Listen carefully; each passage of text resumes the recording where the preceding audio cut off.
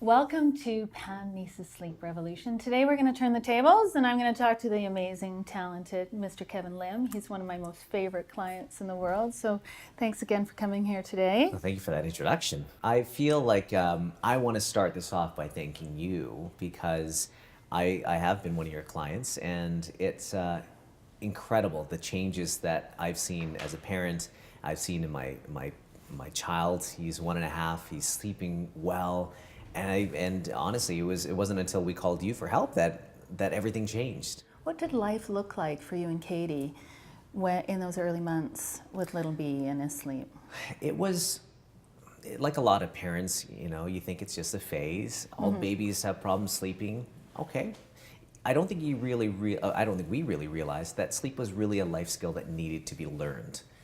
And then you realize when you put it that way that makes sense why so many adults have problems sleeping, because they didn't learn how to properly sleep from when they were kids.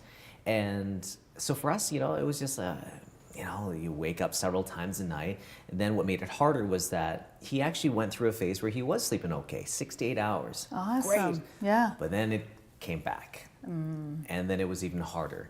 And then it was, 6 to 8 times a night waking up instead of 6 to 8 hour stretches. And that the back and forth and just not knowing what was next as parents was hard. So, we did the online rabbit hole, as I've been calling it. Terrible, terrible thing, because it's you pretty incredible, feel like hey? you want to follow all the advice out there, but none of it's personalized. Yeah. None of it is stuff that applies to your situation with your child, with your relationship with your spouse, as it has working with someone like you. And so it was truly one of those things where we tried a couple different things and it didn't work.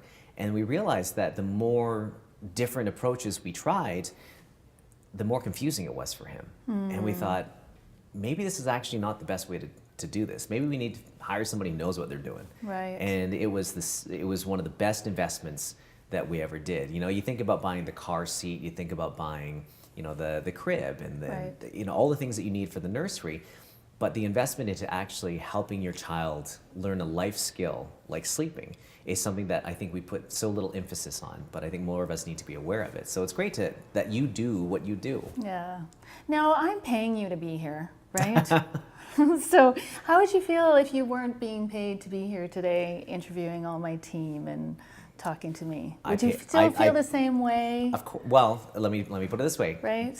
I paid you. Let's be honest. I did pay I me. paid you You because did, because yeah. we needed help. Yeah. And absolutely. I mean, I think when you talk to other parents, you never want to offer too much unsolicited advice, because we all know how that feels, right? But Right. it's one of the things that I always say to my friends who are expecting or they're new parents. I said, if you ever have problems with your child sleeping, don't put it off.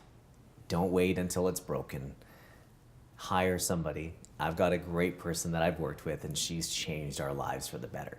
I joke about it now, but it really isn't a laughing matter. Like 10 years ago when my own son wasn't sleeping, I literally wanted to jump off the bridge and take the baby with me. So do you mind getting kind of personal with me and telling me what the impact it really was making on you and Katie and Bennett when he wasn't sleeping properly? I think, first and foremost, seeing him and how unhappy he was and struggling to try to fall asleep and struggling to stay asleep, and seeing how he functioned with so little sleep during the day, he wasn't himself. It wasn't this happy kid that we know he is, that we saw glimpses of when he was sleeping for those yeah. stretches of time. We knew how important Right. sleep was, because we think about when we get bad nights of sleep for ourselves as an adult, we don't feel great the next day, right? So can you imagine breaking up your sleep that many times? And I know for my wife especially, she was taking a lot of the brunt of it, the constant nursing. And then once the baby has fallen asleep,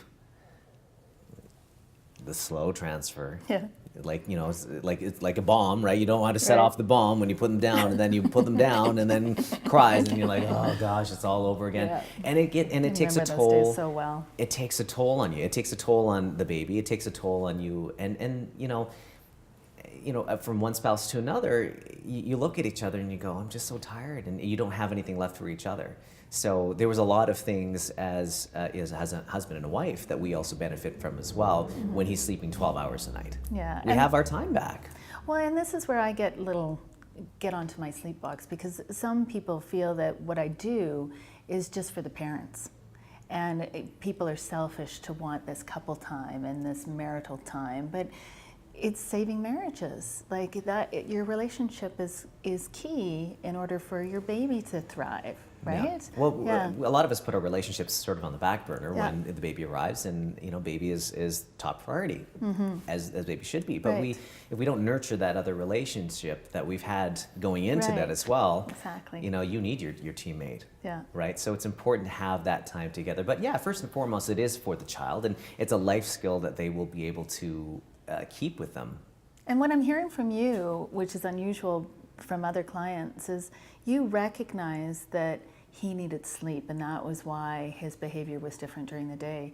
Even looking back in my own world, when Max was cranky and irritable and clingy, I just figured he was teething, he was gassy, the diapers I was using was incorrect, the little tags on his pajamas were what's making him so... I was looking for all these other reasons why I changed what I was eating, because I thought it was making him gassy, and so I did diet restrictions and all those kinds of things, trying to change my child's disposition during the day, and everybody just said, oh, he's colicky.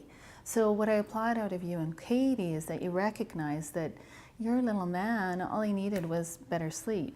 So now here we are. He's almost a year and a half now. We started working with you when he was 8 months old. Yeah. And when he's tired, he grabs his little lovey, which you recommended to get, not this brand necessarily, but some sort of soothing stuffy, or a Hank. We like to call him Monkey Hank. And he grabs it from his crib, and sometimes he'll grab a sleep sack, he'll put it down on the floor, and he'll just lie down. And he tells us, he's like, I'm tired. Isn't that he can tell us that at a year and a half. Isn't that crazy? Yeah, it's great. Yeah. So have you been working on his sleep for a whole year since we met a year ago? I think that was one of the things that really surprised us, was how quickly he learned. How long did it take?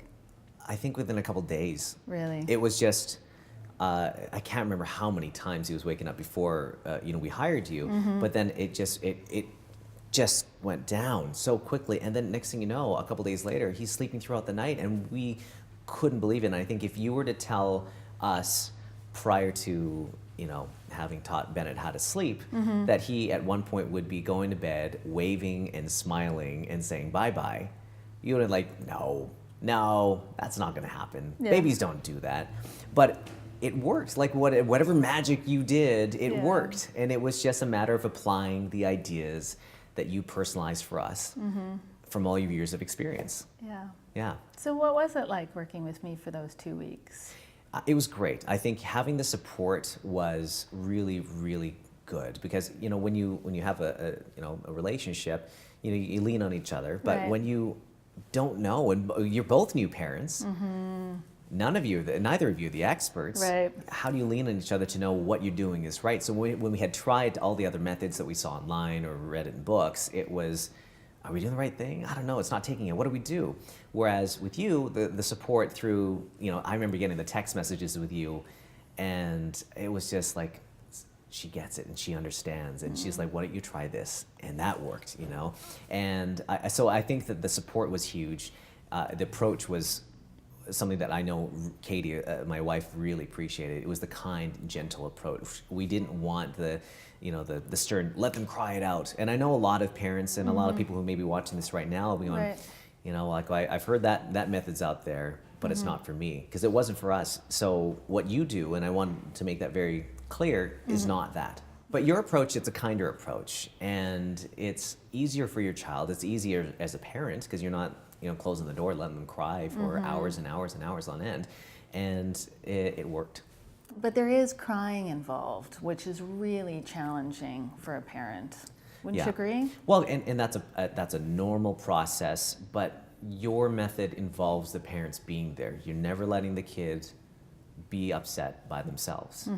It's a matter of reassuring them that they are there, that you're not just abandoning them and leaving them in a dark room, and you know. So that approach, I think, because I think a lot of people will hear, well, you know, that no crying. Well, it's hard to teach a kid to cry, you know, sleep without crying, because that's just what they will do normally. When they have a wet diaper, they'll cry. When they're tired, they'll cry. Of course, there's going to be some crying, but it's a matter of what you do with that crying afterward. Right. Yeah. And how to make that crying go away as fast as possible. Absolutely. Right? Yeah. And that's why I love working with newborns, because you can instill habits rather than change habits, and therefore you can avoid crying. So when you and Katie decide to have baby number 2, let's chat either right before baby number 2 arrives on the scene, or just after, and we can instill those habits, and then you can avoid crying. I remember one of the things that you told us really early on that just clicked with us was, imagine if I fell asleep with my wife, you know, we were in bed, and then I woke up and I was in some weird place and Katie wasn't there. It's disorienting, and it jars you. And that's why babies have such a hard time when they fall asleep in mom's arms or dad's arms, bouncing on a ball or whatever it may be, pacing back and forth, and they wake up in their crib in the middle of the dark and they go, where am I? And they cry because they have no idea. That'd be pretty scary, wouldn't it? When you said that to us, it made sense why you need to teach your kid to sleep on their own, to know that they can put themselves to bed, that you can leave the room while they're awake, and when they wake up in the middle of the night, as we all do sometimes, they'll know, okay, I'm in bed. So let's move into that. Like, what kind of things did you see in Bennett and in your relationship with Katie once he learned to sleep? What was life like well, we talked about what it was like before, but 2 weeks later, what did life look like for the three of you? I mean, 2 weeks later, it was a couple days later, it was a massive change. Yeah. And, you know, we had our happy baby back that we saw the glimpse of. And, you know, it's incredible to see the amount of development that has come along with better sleep. And, you know, you read the studies that say that when a child learns a skill during the day, it really is solidified when they sleep. And that's the same thing for us as adults. You know, you learn a concept in school or at work, you had a good night's sleep, and that's how you learn it. Your brain memorizes that. And so he has picked up so many things so quickly, whether it be words or motor skills, just these developmental milestones. It's just incredible to see how his brain is just working at full function right now. When he gets 12 hours of sleep a night, he's happy, he's energetic, you know, and and as a parent, it's so much fun, you know, when you don't have a kid who's crying all the time because he's tired and can't express it verbally at that point yet. When you know that they're getting a good night's sleep, you know, it changes everything. And, you know, we've got our evenings together. So when we put Bennett down, you know, we throw on Netflix, we watch a show together, we catch up on our days. It's great. You know, so much has changed since Bennett's been able to sleep throughout the night. Oh, that's fantastic. That's so great. So why did you choose me in the first place versus another sleep professional? Because you were down in the Lower Mainland when you reached out, and there's a plethora of them down there. Why did you call me? So you and I have known each other for many years, working in radio here in Kelowna. I had done a number of live broadcasts from baby fairs. And so this is before I even became a parent. And one of the things that I thought was so interesting was your booth and your presentations at Okanagan College, talking about teaching your baby how to sleep. And I remember we had chats on the air, we had discussions, and you said, when you have a baby, let me know. And so many years later, I remember I sent you the email. I said, she's not going to know who I am. She's not going to remember. Whatever. Yeah, because I'm like, hi Pam, it's Kevin. You probably don't remember who I am, but we've met a couple times in baby fairs throughout the year. He's like a radio celebrity. Yeah, of course. Yeah, right. I'm going to forget you. Well, it was just, like I could tell already that you had so many years of experience. And it's not a matter of choosing who's closest to you, but it's a matter of choosing somebody who you know has those years of experience, and you've been doing it for so long, and I knew that. And it's also your approach. It's the kind approach to things, and you know that you're just so nurturing and supportive. So that was important when we were trying to decide who to go with. And the fact that, you know, now thanks to modern technology, we were Skyping. Yeah, it's we fun, were hey? texting, we were emailing. That distance from us being in the Lower Mainland and you being in Kelowna didn't matter. Yeah. Yeah, the support was always there. Oh, that's Yeah. great. And Katie feels good about the decision too? Oh yeah, Yeah. Along the way, you know, as kids progress, there were always bumps in the road, and whenever there's a bump, our first thing now is like, call Pam. You know, like we've got a friend now who we know Yeah. we can trust to help us through this, so that, you know, whatever what do they call sleep regressions? Sometimes, Right. you know, babies will go through those kind of things. How do you lessen that from 6 weeks to 2 weeks to 1 day? You know, Right. how do you do that? How do I don't know what you do with your magical theories and your processes and your methods, but it's always worked for us. So thank you. So it's been a year and a half. And if a new parent came up to you or somebody who was pregnant and said, what piece of advice do I need to know before this baby's Two born? words. I'll just say, call Pam. There we go. It's nice and easy. Seriously, call Pam. Yeah. Like if you're sleep deprived right now watching this going like, I need help. Pam, one of her associates, they'll help you out. Thanks, Kevin. Thank you.